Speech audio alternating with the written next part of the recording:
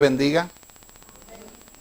Hoy vamos a iniciar una introducción al libro de Job, un libro muy interesante que hace parte de la estructura sapiencial de la literatura hebrea. En esta introducción que vamos a hacer sobre el libro de Job, vamos a observar, entre otros, los siguientes temas que serían importantes que anotaran en sus cuadernos respectivos. Lo primero es que el libro de Job,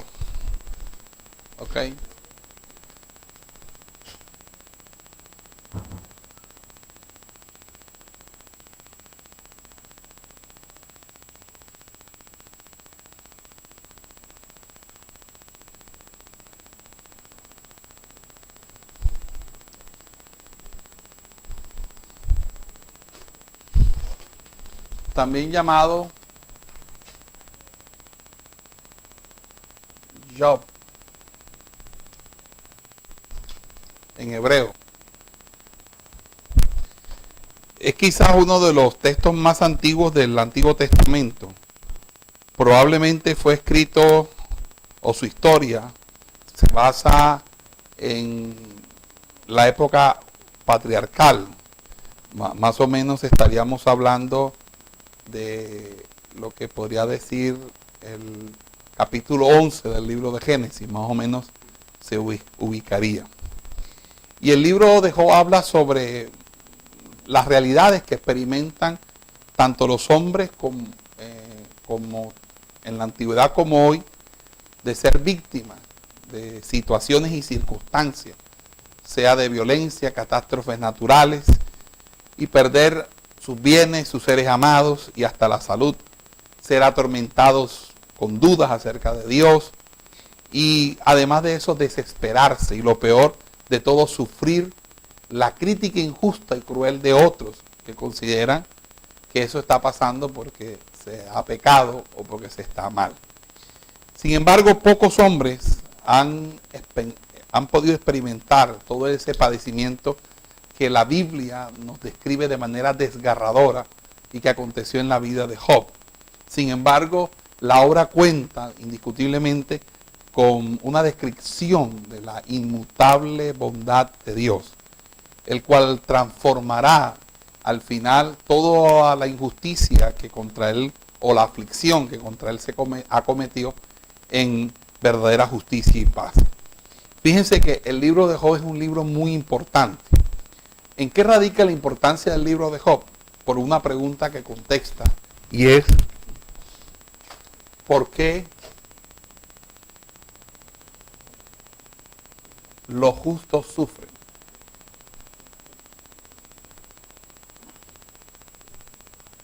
¿Por qué los justos sufren? Pero el libro de Job va más allá de una simple pregunta que quiera de pronto dar respuesta en el texto, y toda la estructura del libro de Job, que es una estructura muy, muy particular, pues cuenta con un prólogo, cuenta con un cuerpo de tres ciclos de debates y un epílogo histórico.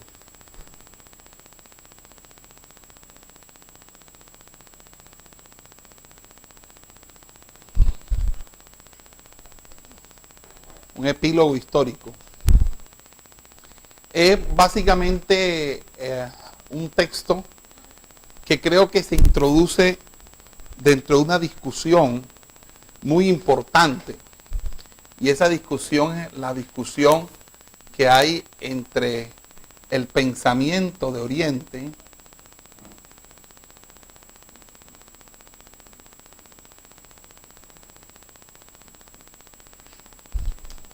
versus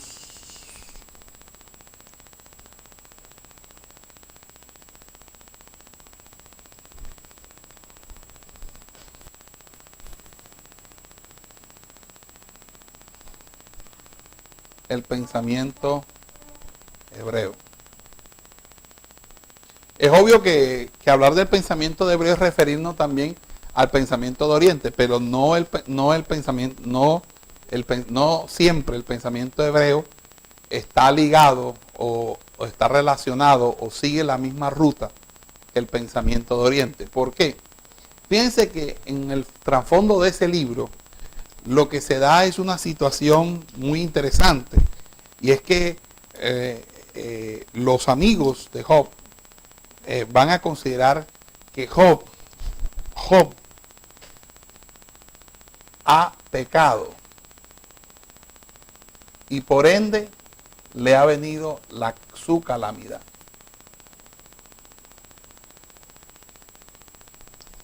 Y cuando ellos plantean eso, están refiriéndose a una orientación ideológica que es muy propio de Oriente y que va a ser una de las características más considerables de todo su pensamiento filosófico y religioso. Y es lo que después se conocería como la ley del karma. La ley del karma.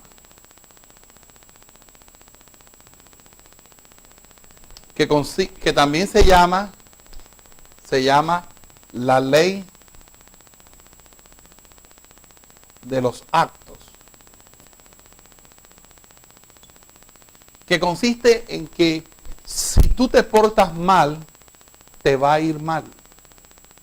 Si tú te portas mal, te va a ir mal. Si tú te portas bien, te va a ir bien. Entonces, todo lo que te pase a ti malo es porque has hecho algo malo. Y siempre que te vaya bien es porque has hecho bien. Ese reduccionismo a que las cosas simplemente operan bajo una causalidad de esa índole hace que no sea entendible por qué personas que no actúan mal y que podríamos llamar justos o rectos, les puedan acontecer calamidades. Entonces, la teoría allí no tiene cabida, porque entonces no explicaría por qué los justos sufren. Entonces, la pregunta se hace válida: ¿por qué los justos sufren? Y ahí, más allá de la situación que se presenta en la ley del karma y la ley de los actos, hay también una discusión de fondo, y es la concepción que se tiene acerca de Dios. Porque es indiscutible que en esta aproximación a la moral, al concepto de justicia, vamos a encontrar una posición que conoce a Dios desde un punto de vista deísta. ¿Y por qué es deísta?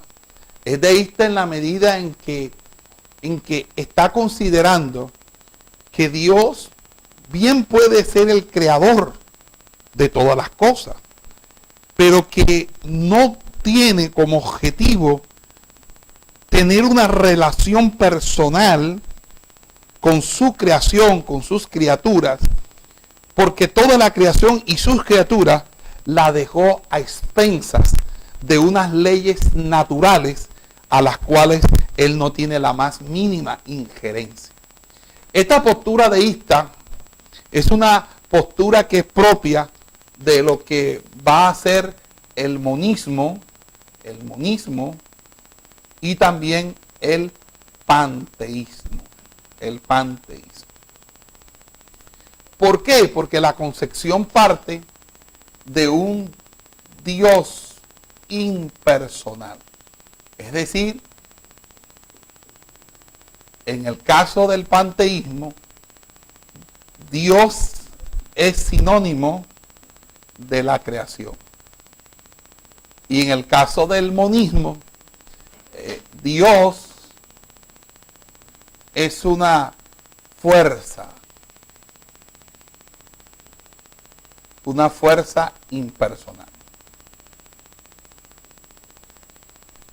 Así que, si Dios es una fuerza impersonal, o Dios es la creación, es obvio que Dios no está interesado en tener una relación personal, ni que haya un trato de parte de Dios a sus criaturas. Por ende, todo el concepto de salvación va a descansar en que en algún momento de la existencia de las individualidades humanas o las individuales de los seres creados, ellos puedan volver a ser parte de Dios mismo. Es decir, alcanzar una deificación. Y la vía para ello es la transmigración del alma, la metempsicosis, que viene siendo la doctrina de la reencarnación. Por eso es que los deístas tienden a creer en la reencarnación. Entonces, fíjense las implicaciones que tiene la discusión que se está armando a partir del capítulo 3 del libro de Job. Porque fíjense que esas discusiones o esos diálogos de los ciclos de debates que hay,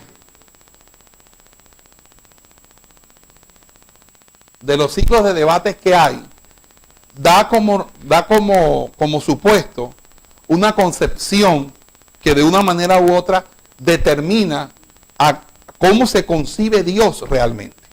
Si Dios nos ha dejado al arbitrio de unas leyes, todo lo que sucede no es producto de Dios, es producto de esas leyes, y las leyes son leyes causales. Si te portas mal, te va mal y Dios no tiene la culpa. La línea de discusión y de argumento, como vamos a ver, en la que se desarrollan los amigos de Job, tiene que ver precisamente con considerar que Dios no tiene la culpa y que todo esto es producto de la pecaminosidad o de un pecado oculto del mismo Job. Pero el pensamiento hebreo encuentra en el libro de Job una contrarrespuesta a todo este planteamiento que está expresando las discusiones y que subyacen en los debates que están teniéndose en el libro de Job. ¿Y qué es ese pensamiento? Hombre, el pensamiento es que de una manera u otra las calamidades no necesariamente ocurren por el pecado.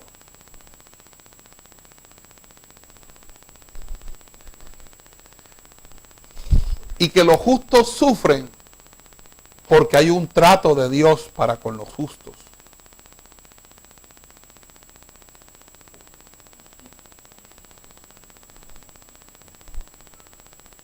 Y hay un trato de Dios para los justos porque hay una relación personal con Dios.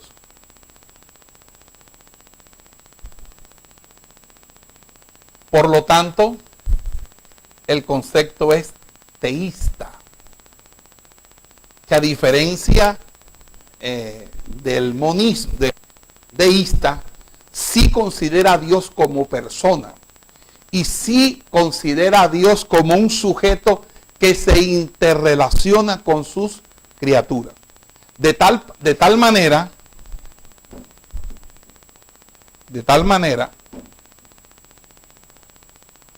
que el planteamiento teísta puede ser monoteísta o politeísta. Obviamente que monoteísta estamos hablando de un solo Dios verdadero, y politeísta sería una variedad de dioses o divinidades. ¿Ok? ¿Sí han escuchado la explicación o están todavía escribiendo? ¿Han entendido? ¿Hay alguna pregunta que quieran hacerme?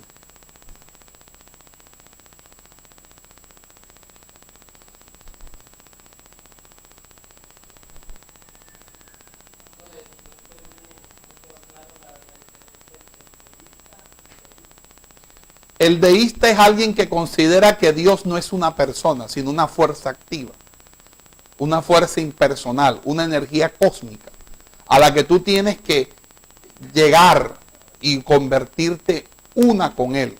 Es decir, tienes que llegar a tener una transformación. En el budismo eso se llama nirvana. En el hinduismo se llama moksha o liberación del alma. En cualquiera que sea la postura deísta, la postura deísta presupone que Dios no es una persona y que la salvación no se obtiene por una relación o a través o por medio de una relación personal con la divinidad. En el planteamiento teísta, Dios es una persona y te trata a ti. Y te trata de manera individual, diferente a lo que puede tratar con otro sujeto u otra persona, porque cada trato es individual. El teísmo puede ser monoteísta cuando se cree un solo Dios, como el caso del judaísmo o del mismo cristianismo. O puede ser politeísta cuando se creen en diversidades de divinidades o de dioses. Pero también puede haber politeísmo dentro del deísmo. Pero básicamente el teísmo es antes que nada monoteísta. Es decir, cree en un Dios personal, un Dios único, un Dios verdadero. Esa es la diferencia entre deísmo y teísmo. ¿Cuál es la relación entonces que guarda el libro de Job y por qué hago esta explicación? Porque es que en el libro de Job lo que estamos viendo es una discusión entre si lo que le sobrevino a Job fue por causa de su pecado y si no fue, ¿cuál sería la explicación? Y lo que sirva como explicación a lo que le pasa a Job, le debe servir de explicación a todos los justos que en algún momento también sufren, como Job, las circunstancias de las calamidades que puedan acontecerle. Entonces, la idea es porque hay una ley y en esto Dios no tiene nada que ver. Es porque tú pecaste. Pero esa ley realmente estaría desconociendo el carácter personal de Dios. Porque estaríamos diciendo que Dios no está Dios no está en medio del asunto porque simplemente tú faltaste y esta es la consecuencia de lo tuyo, porque aquí hay unas leyes que fueron quizás establecidas por Dios, pero son leyes en las que Dios no se va a meter.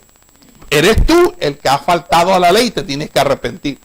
Pero Job dice, ¿cómo yo me voy a arrepentir si yo no he pecado? Yo he sido alguien correcto en todas las cosas. Claro, después viene una serie de circunstancias que debemos explicar más pormenorizadamente, pero básicamente ese es la trama o el argumento de los 3 ciclos de debate. Pero el punto más álgido es cuando, entonces, ¿cuál es la respuesta? ¿Por qué las calamidades entonces no pueden necesariamente venir por causa del pecado? Entonces, ¿por qué? Porque Dios nos trata de manera personal. Entonces, como Dios nos trata de personal, nosotros no estamos al arbitrio de la buena suerte o de la mala suerte. Como es, porque la buena suerte y la mala suerte hace parte de este tipo de creencia. La ley de que yo estoy salado o yo estoy azucarado o como ustedes quieran llamarlo. No es la ley del karma, ni la ley de los actos, ni tengo el Cristo de espalda, ni tengo la ponchera volteada. No, es que hay cosas que le suceden a los hijos de Dios y a los justos que hace parte del trato de Dios a nivel personal de cada uno. Y a veces la gente no entiende lo que es el trato de Dios. Y entonces se resiente con el pastor, con la iglesia, con Dios y con todo el mundo. Y no se dan cuenta que Dios es el que está tratando con ellos. Y hasta que no entiende qué es. ¿Por qué? Porque fíjese que la madurez espiritual es algo tan tremendo. Que la madurez espiritual no solamente es una cuestión de tener un equilibrio y un carácter sobrio, sino también tener una fundamentación en la doctrina. Porque cuando tú tienes una fundamentación en la doctrina, tú no andas en ambigüedades, ni andas aquí y allá y en una inestabilidad. Tú estás parado porque sabes quién eres y hacia dónde vas. Y en ese sentido, las personas que son maduras no tienen una concepción deísta de Dios. No creen que están mal porque alguien los maldijo o porque le echaron mala suerte o porque tienen el mal de ojo. Porque obviamente consideran, no, Dios está tratando conmigo. Ahora, si yo ando desbaratado y en pecado, a mí me tiene que caer el pulgón, el revoltón, la langosta y la oruga y todos los males de Egipto. Pero si yo sé quién soy en el Señor, yo tengo que entender que si algo me acontece, es el trato de Dios a mi vida. Y el libro de Job es lo que hace, porque en el libro de Job, Dios termina diciendo a los tres amigos que tienen que pedirle perdón a Job. Job no le pide perdón a ellos. Job le pide perdón a Dios porque él ofendió a Dios. Y él se defendió, fue de sus amigos. Y los tres amigos de Job tuvieron que pedirle perdón y humillarse delante de Dios porque habían actuado mal, porque habían prejuzgado, habían dicho cosas que no eran. La trama se nos explica desde un inicio, porque se nos dice que estando los hijos de Dios, llegó también Satanás. Y Satanás, ante la presentación que hace Dios de Job, entonces él dice, es que él no crea a Dios de balde, no lo has rodeado tú. Y entonces empieza una situación allí donde Job es sujeto de una situación de conflicto. Pero fíjense que todo esto se dio siempre para un mejoramiento de Job, para que Job fuera alguien mejor, para que él no conociera a Dios de oída, sino que los ojos de Job vieran al Dios verdadero. Entonces en ese sentido creo que el libro de Job es totalmente claro. Ahora, si analizamos un poco la estructura del libro de Job, que ya la habíamos señalado ahí cuando dijimos que estaba constituido en tres partes, básicamente un prólogo. Fíjense que el prólogo está en el capítulo 1 y 2, y ese prólogo tiene que ver básicamente con lo que se suscita, que es la descripción, ¿verdad?, de la prosperidad de Job. Entonces, si usted revisa los 5 primeros versículos, que es del capítulo 1, versículo 1 al 5, se destaca la piedad y la prosperidad de Job. Pero luego, en el versículo 6 y hasta el versículo 13 del capítulo 2, entonces se empieza a hablar de las diferentes pruebas que acontece en la vida de Job, y que sin embargo él permanece fiel a pesar de toda esa situación. Luego, en el capítulo 3 y hasta el capítulo capítulo 3 hasta el 14 se da el primer ciclo de debate, del capítulo 3 al capítulo 14. Y en el capítulo 3 arranca Job con un lamento donde maldice hasta el día en que nació. Luego, el capítulo 4 y 5, usted va a ver a Elifaz haciendo su primera exposición o dando su primer discurso. Y ese primer discurso es una exhortación a Job a someterse y arrepentirse. Luego, en el capítulo 6 y 7, Job le responde o le hace una réplica a Elifaz, porque Elifaz, Bildad y Zofar van haciendo sus exposiciones discursivas según el orden de sus edades. Entonces, como Elifaz es el más viejo, después le sigue Elifaz y luego le sigue Zofar. Entonces, Job, sin el 4-5, Elifaz da un discurso exhortando a Job al arrepentimiento. Entonces, en el capítulo 6 y 7, Job protesta el discurso de Bildad, es decir, no está de acuerdo. Y más bien, él le va a decir que el único que lo puede a él entender es un hombre que esté en desdicha, en desgracia. Que como él no está en desdicha y él no está en desgracia, no lo puede entender. Entonces, aquí me quiero hacer como algo que de pronto no está en su texto de guía, ni de pronto aquí, pero es algo, un extra por aquí. Fíjense que el libro de Job, podemos decir que no solamente nos sirve para detectar un poco el tema teológico que es subyacente al libro de Job, sino también el tema de la consejería. Porque fíjense que la situación de Job es dura, es difícil. Job está hastiado porque es un hombre que lo ha perdido completamente todo, a sus hijos, sus propiedades, y está en una situación lamentable, enfermo desde la planta de los pies hasta la coronilla, rascándose con un tiesto viejo, las llagas le supuran materia, tiene un olor pestilencial, hediondo, no puede dormir porque donde se acuesta se maltratan las llagas que tiene en el cuerpo, y las moscas lo están rodeando porque huele a podrido, y entonces las moscas empiezan a rodearlo. Entonces es una situación bastante deplorable, lamentable. Entonces cuando Elifaz le da su primer discurso en el capítulo 4 y en el capítulo 5, la contestación que él hace en el capítulo 6 y 7 es: tú no sabes nada porque tú no has vivido esto, tú no tienes experiencia de esto. Cuando uno va a una consejería pastoral, lo primero que una persona hace es activar su mecanismo de defensa y decir: pastor, usted no sabe lo que yo estoy viviendo. Usted no sabe lo que yo estoy pasando. Es que nadie conoce mi situación. Solamente Dios y yo. Porque ustedes no saben lo que estoy sufriendo. Es que ustedes no saben lo que yo estoy pasando. Y fíjense que pareciera de una manera u otra es como un acto de defensa, pero a la vez es un acto de autoconmiseración. Es de sentir lástima por sí mismo.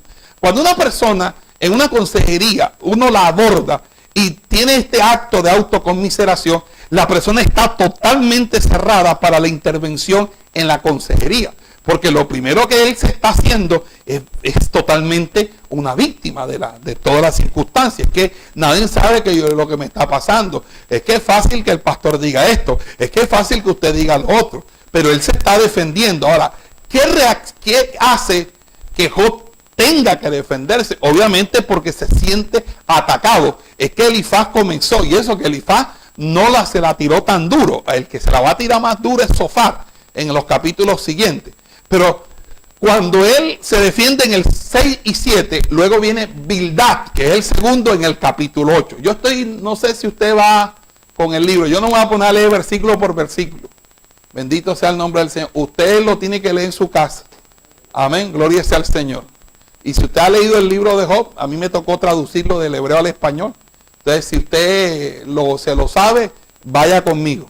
Entonces, en el capítulo 8, entonces, Job, en el capítulo 8 interviene Bildad. ¿Qué hace Bildad?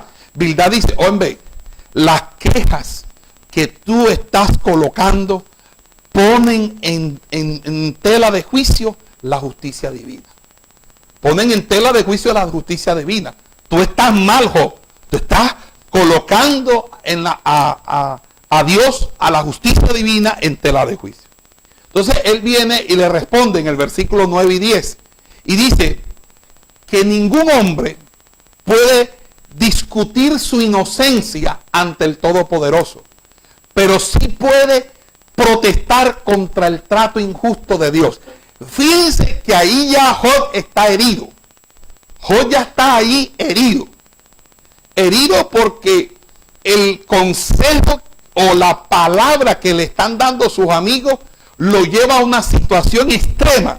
Porque no es fácil que tus mejores amigos o las personas que supuestamente han venido a consolarte, porque la historia es un poco patética. La historia es que ellos vienen de tierras lejanas y llegan.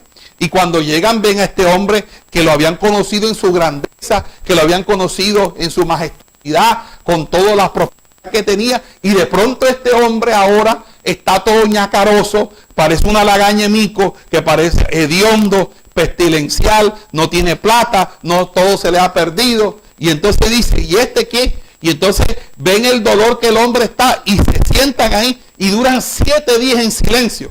Imagínate estar 7 días mirándose las caras y que nadie diga nada. Eso es algo tremendo. Eso tiene que haber sido un impacto psicológico terrible, porque aquí a veces, y si son evangélicos, eso yo no duran ni una hora callados. Un evangélico que se respeta y se va hablando, hasta por los codos habla. Entonces, en ese sentido, 7 días callados. Oye, en 7 días callados tuvieron que haber como que acumulado todo lo que se iban a decir y pensar todo lo que se iban a decir, porque enseguida que Job habló, enseguida ellos estaban esperando que Job hablara. Después, vamos a ver qué nos va a decir. Que apenas y ya le tenían la medicina a Job, y la medicina era mejor dicho, limón con sal en la herida. Entonces, en ese sentido, en el capítulo 9 y 10, Job le responde a Bildad.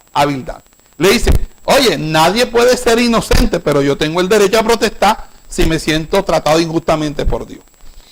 Luego, en el capítulo 11, se introduce el primer discurso de Zofar. Y este sí es bastante fuerte, porque Zofar no se va por medias tintas. Zofar va acusando de maldad a Job. Le va diciendo, usted es un impío, usted es un terrible, usted está en pecado oculto, usted tiene que arrepentirse, usted está mal delante de Dios, usted era pura apariencia, pero usted es esto y lo otro. Y en ese sentido dice, y además Dios tiene la razón y tú no la tienes. Entonces, imagínense que ellos están peleando con él, pero ellos al pelear con él, no dicen que son ellos los que están peleando con él, ni que Job está defendiéndose de ellos, sino es que él, que es Job, está peleando con Dios y está queriéndole alegar a Dios. En pocas palabras, le están dando ya la discusión por perdida, porque te están metiendo con el Todopoderoso. ¿Y quién se va a meter con el Todopoderoso? Poco de pulga que somos nosotros delante del Dios Todopoderoso. Entonces, el discurso fue fuerte. Pero a la gente no le gusta, porque a la gente le gusta es que le digan, y Jehová te prosperará, y Jehová hará de ti una gran nación, y porque así dice el Señor. Pero a nadie le gusta leer el libro de Job, y el libro de Job tiene una profundidad impresionante. Entonces, Zofar le dice, y sabes que te conviene, arréglate con él.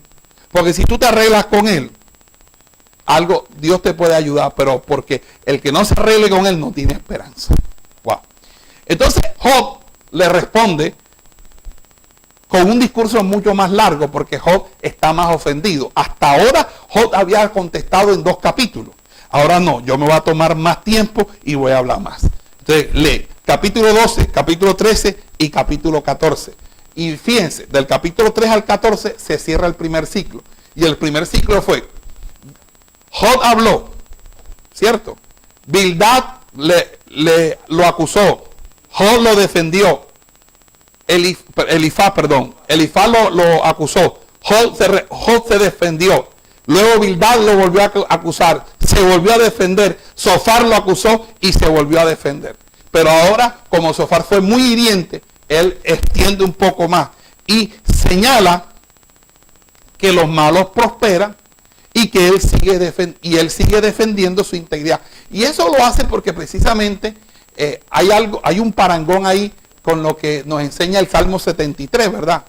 Que muchas veces uno se da cuenta que la gente que anda en malos pasos y que no anda en la obediencia de Dios, ¿verdad? Entonces uno, por ejemplo, uno también se pone cabezón como pastor, ¿verdad? Un poco de pastores mentirosos, embusteros, que le enseñan una doctrina de porquería a la gente, y la gente se los van a llevar para el infierno a todos.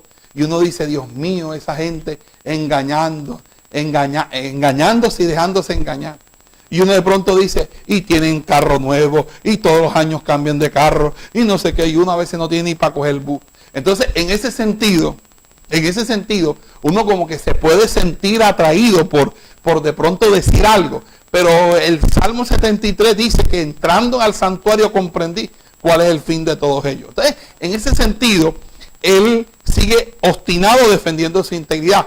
Y ese es el gran problema, porque el problema de la fisura en el carácter de Job es la autojustificación. La autojustificación es uno de las fisuras del carácter que, por cierto, en estos seminarios le enseñé, y es el tercero que está ahí, la autojustificación, tercero. Él no guardó silencio, que es cómo uno supera esa fisura del carácter, guardar silencio, quedarse callado, mejor sufrir el agravio, mejor sufrir. Hay momentos que hasta los pastores tenemos que quedar callados. Que la gente está haciendo hasta las anchas panzas y uno mejor se queda callado y no dice nada y uno se lo deja al Señor, porque uno se pone viejo, se le cae el pelo, le aparece barriga y después que le tienen que hacer cateterismo a uno. Entonces, en ese sentido, uno tiene que como que cogerla suave y decirle, Dios mío, ahí te los entrego. Amén. Y decirle, Dios mío, arréglalos tú o te los mando yo enseguida. Gloria sea al Señor.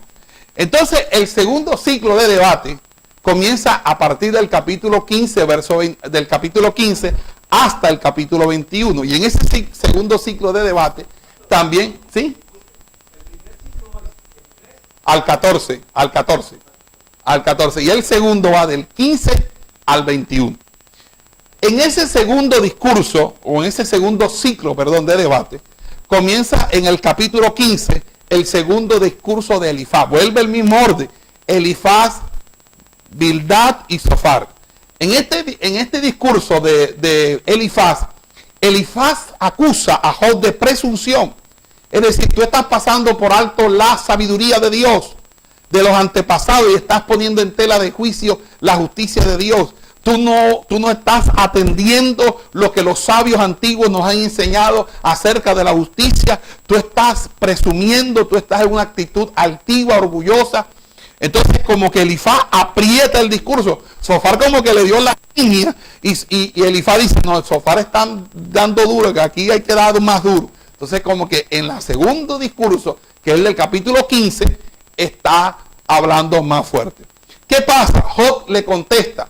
Y Job le contesta a Elifaz en el capítulo 16 y el capítulo 17. ¿Qué le va a contestar? Claro, al caído caerle. Es fácil que tú me estés exhortando y me estés dando palos porque yo estoy ahora ahí. Ahora tengo esto, ando con de capa caída. Entonces al caído caerle. Entonces como ahora no me sirve, el carro lo tengo dañado, la casa se me está cayendo y ahí tengo gotera, no he pagado el agua, no he pagado la luz, me la van a cortar. Claro, ahora sí me quieres exhortar y ahora sí me quieres dar palo, ¿verdad? Pero sin embargo, yo voy a apelar a Dios. Yo le voy a decir, Dios mío, tú eres el que me vindica, tú eres mi ayudador, tú eres mi redentor.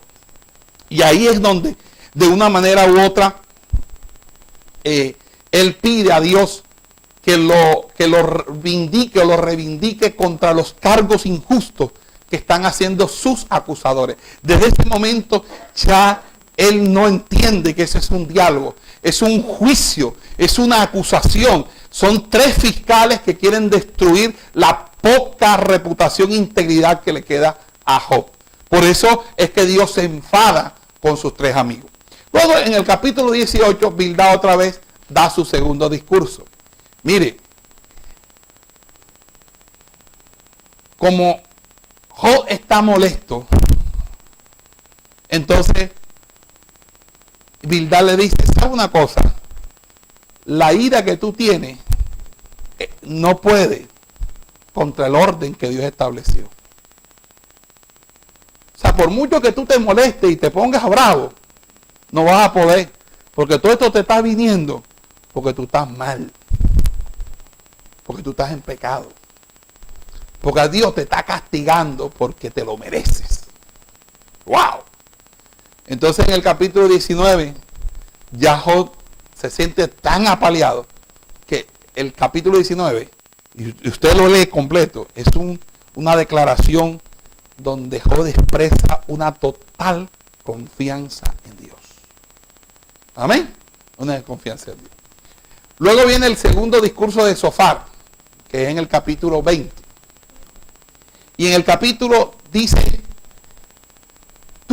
el problema tuyo es que aunque te estamos hablando, tú sigues rechazando a Dios, sigues poniendo en tela de juicio, te has vuelto alguien incorregible.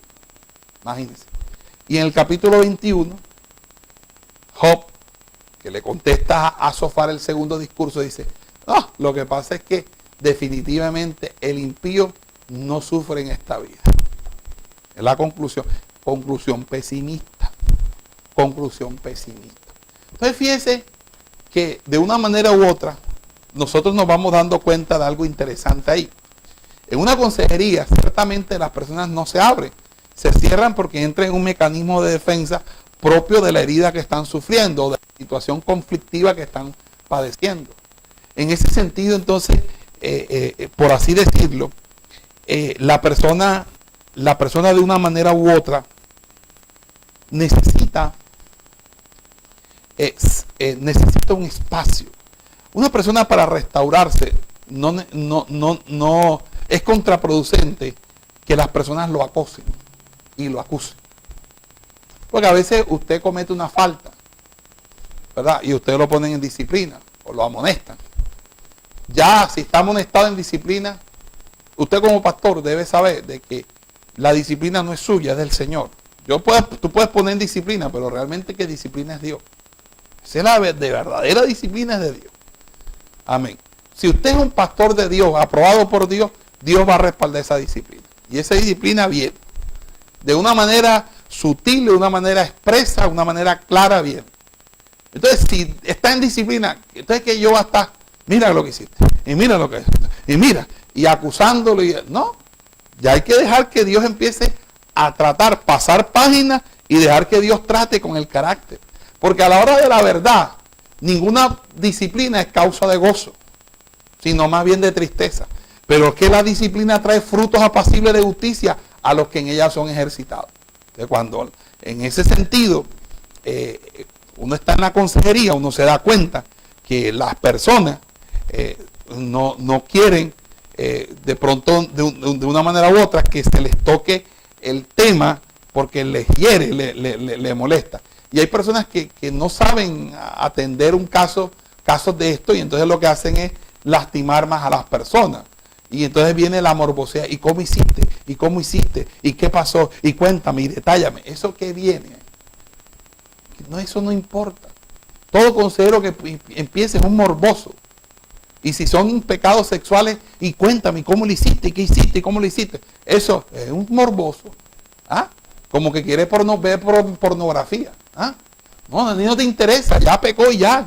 ¿Qué vamos a indagar? Que cómo pecó, cómo lo hiciste, cómo sentiste antes y cómo te sentiste después. ¿Eso qué? No tiene nada que ver eso. Ya, lo interesante es, te arrepentiste. Si quieres levantarte, sí, bueno, vamos a ayudarte para levantar. Y si no quiero arrepentirte, bueno, entonces arréglate con Dios, porque ¿qué más puedo hacer yo si tú tienes? Entonces mira que Job está rodeado de gente que no quiere que se restaure, sino gente que quiere que Él les conceda la razón. En cierta manera, Él era mayor que ellos. Eran hombres que de una manera u otra lo admiraban a Él. Y al ver que había caído, entonces ellos dijeron, fíjate, con tanta prosperidad, y el hombre tenía su gallo tapado ahí, trataba su cuestión ahí. Pero el punto, mis amados hermanos, es que se pone la cosa buena en el tercer ciclo, que va del capítulo 23 al capítulo 31. Alaba lo que Él vive.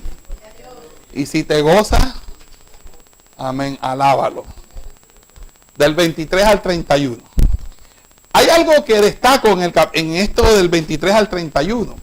Y es que, en el 23 al 31, y es que ya Sofar no habla. Yo no sé qué le pasó a Sofar. Sofar después del segundo no dijo más nada. Y entonces aparece un personaje que, pues, luego del tercer debate empieza a hablar, que es Eliú. Gloria sea al Señor, que no es el hijo del hermano Carlos Amaya, no es Eliú Amaya. Amén. El tercer discurso de Elifaz está en el capítulo 22. Y Elifaz le hace un listado donde imputa a Job una lista de faltas graves y le exhorta a reconciliarse con Dios. La contesta o la respuesta está entre el 23 y 24. Y Job afirma que el mal triunfa. O sea, en pocas palabras, ya lo tienen tan acoquinado que dice, no, ya el mal triunfó, ya yo estoy perdido. En el 25, Bildad hace su tercer discurso y le dice, el hombre no puede ser justificado ante Dios. Ahí empiezan como a suscitarse unas preguntas que no van a hallar respuesta en el libro, pero que se hacen parte del libro del Nuevo Testamento, porque en el capítulo 9, verso 12 dice, ¿y cómo se justificará el hombre con Dios? Romanos 5:1 dice, justificado pues por la fe tenéis paz para con Dios, y esto mediante nuestro Señor Jesucristo. Es una pregunta clave. O cuando en el 14:4 dice, ¿quién hará limpio al inmundo? Y 1 Juan dice, la sangre de Jesucristo, su Hijo, nos limpia de todo pecado. Esas son preguntas que el Job se va haciendo y que de una manera u otra son preguntas pringamoseras. ¿Por qué son preguntas pringamoseras? porque son preguntas que no es que se vayan a contestar en el libro, sino que se quedan como abiertas, porque quién sabe la respuesta. Entonces, eso es como un antecedente a todo el temario que se va a desarrollar en el Nuevo Testamento. Ya se me está acabando el tiempo y quiero terminar diciendo que en el capítulo 26 y 27, Job le responde a Bildad y le dice: Dios sí es soberano y juzgará al impío, pero no en una manera tan simple como ustedes lo están pensando, describiendo. Entonces viene el capítulo 28 y hay un elogio a la sabiduría divina, y en el capítulo 29 al 31 hay una conclusión, como unas quejas y una apología, una defensa que Job hace de sí mismo. En el capítulo 32 al 37 vienen los discursos de Eliú. Es un personaje que interviene, que no hace parte de los tres amigos originales que están allí. Parece que como que llega y da unos discursos. El primer discurso, que está en el capítulo 32 y 33, es atacando a los tres sabios y diciendo que han fracasado, y diciéndole a Job que también es un presumido. Eliú tiene un alto concepto de sí mismo, no es una perita en dulce, es alguien que se cree que es el más. Mire, a pesar de que yo soy el más joven, ustedes tres fracasaron, ustedes tres les voy a dar cátedra. Pam, pam, pam. El segundo discurso de Eliú está en el capítulo 34. Y ahí Eliú contesta las acusaciones de Job. Y escuche bien. Está diciendo algo que es interesante. Y es que él dice que es posible que Dios esté juzgando a Job no por razones morales, sino por otras razones. ¿Cuáles razones? No dice el libro realmente. Pero entonces ya empezamos. Porque acuérdense que el libro de Santiago va a hablar de las pruebas, ¿verdad? Va a hablar de las pruebas. Y una cosa es el doquimazo, que es la prueba, y otra cosa es el peirazo, que es la tentación. En el doquimazo Dios prueba.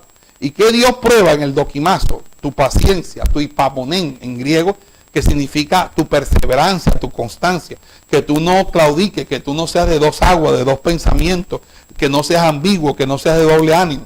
Eso es lo que Dios prueba, que tú vas constante, vas ahí, sigo a Dios, no me voy a echar para atrás, sigo al Señor. Pero en el peirazo, la Biblia lo que dice es que cada uno es atraído conforme a su propia concupiscencia.